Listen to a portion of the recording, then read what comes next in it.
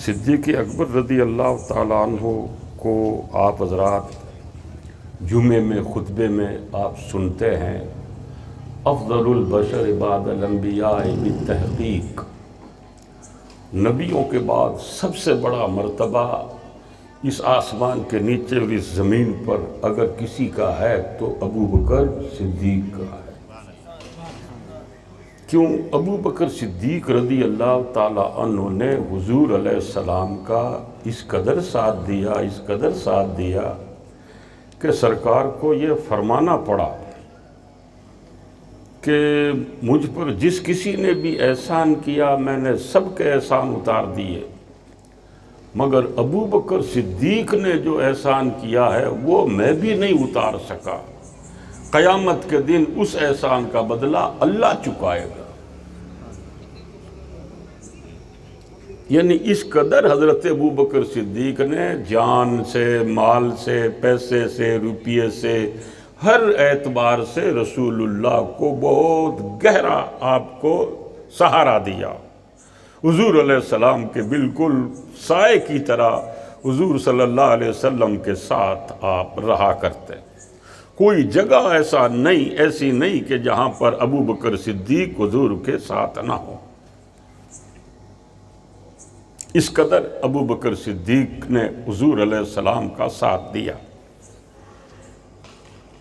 سرکار ابو بکر صدیق رضی اللہ تعالیٰ عنہ ویسے حضور کے بچپن کے بھی آپ ساتھی ہیں، جوانی کے بھی آپ ساتھی ہیں، اور صدیق اکبر کے بارے میں حضور فرماتے ہیں کہ میں نے دین اسلام جس کے سامنے بھی پیش کیا تو اس نے کچھ نہ کچھ مجھ سے پوچھا کہ آپ کے نبی ہونے کی کیا دلیل ہے، آپ کے نبی ہونے کا کیا پروف ہے، کیا ثبوت ہے، یہ ہے وہ ہے۔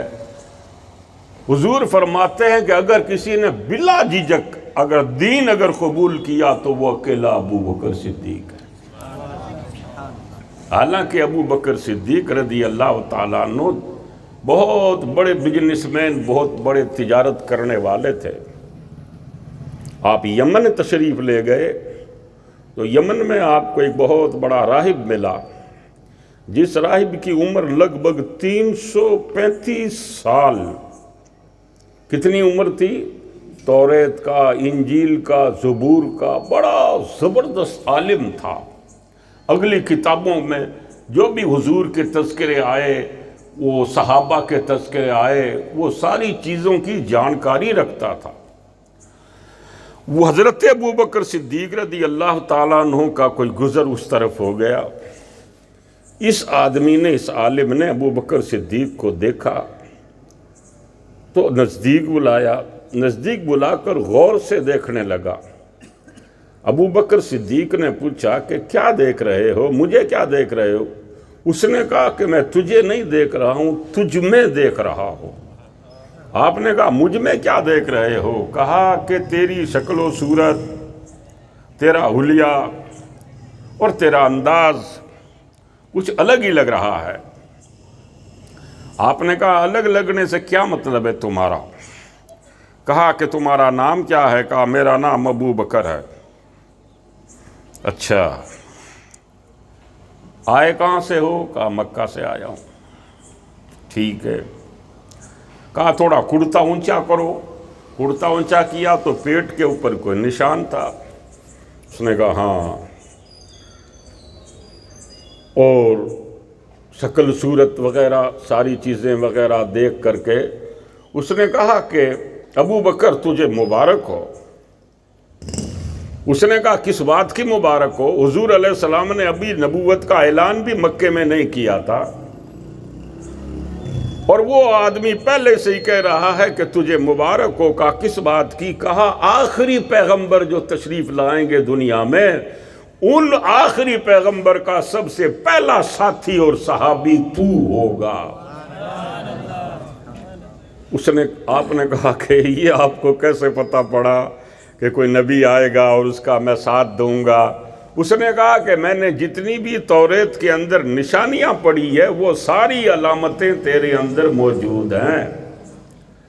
حضور نے ابھی مکے میں اعلان نبوت کیا نہیں تھا، جس وقت آپ یہاں سے یمن کے لیے نکلے تھے، اور جب پہلے زمانے میں جب سفر ہوتے تھے تو وہ کوئی 2-4 دن کے یا 8-10 دن کے نہیں ہوتے تھے، مہینوں گزر جاتے تھے، کیونکہ اس وقت کوئی واہن وائیکل کوئی گاڑیاں وغیرہ تو تھی نہیں، یا تو پیدل جاتے تھے، اونٹوں پر جاتے تھے، بلدیوں پر جاتے تھے، اس طرح چکڑوں پر اس طرح سفر ہوتے تھے، پھر آگے سے آگے تجارت اور اپنا دھندا کرتے چلے جاتے تھے۔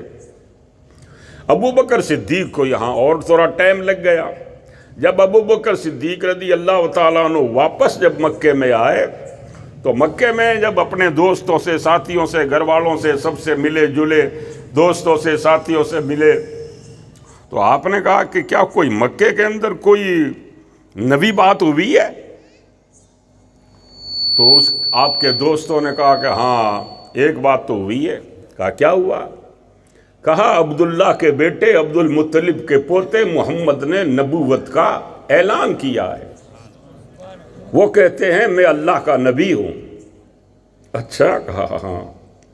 آپ نے بات گپت رکھی، آپ نے ڈکلیئر نہیں کی کہ میں یمن گیا تھا، یہ تھا وہ تھا، آپ خاموش رہے۔ آپ نے کہا اچھا، کہا محمد صلی اللہ علیہ وسلم نے اعلان کیا ہے؟ کہا ہاں۔ ٹھیک ہے، آپ کیا ہے کہ اپنے گھر کے کاموں کاجوں میں تھوڑی دیر وہاں مصروف رہے، اور اپنے دوستوں ساتھیوں میں تھوڑی دیر تک آپ ان سے باتیں چیتیں کرتے رہے، بس لگن لگ گئی کہ کتنا جلدی پہنچوں اور ان کا کلمہ پڑھوں، بس یہ لگن لگی ہوئی تھی۔ بس ادھر ادھر سے سب سے چھوٹ چھاٹ کر کے، سب سے ہٹا کر کے آپ سیدھے حضور علیہ السلام کی بارگاہ میں پہنچ گئے، اور آپ نے فرمایا حضور سے کہ حضرت آپ نے نبوت کا اعلان کیا ہے؟ آپ نے فرمایا کہ ہاں ابو بکر، میں اللہ کا نبی ہوں، مجھے اللہ نے نبی بنا کر بھیجا ہے۔ آپ اللہ کے نبی ہیں؟ فرمایا ہاں۔ تو کہا کہ کوئی نشانی وغیرہ؟ آپ نے فرمایا یمن میں ساری نشانیاں دیکھ کر آ گئے ہو، پھر بھی کوئی نشانی باقی رہ گئی؟ ابو بکر صدیق نے فوراً پڑھ لیا لا الہ الا اللہ محمد الرسول۔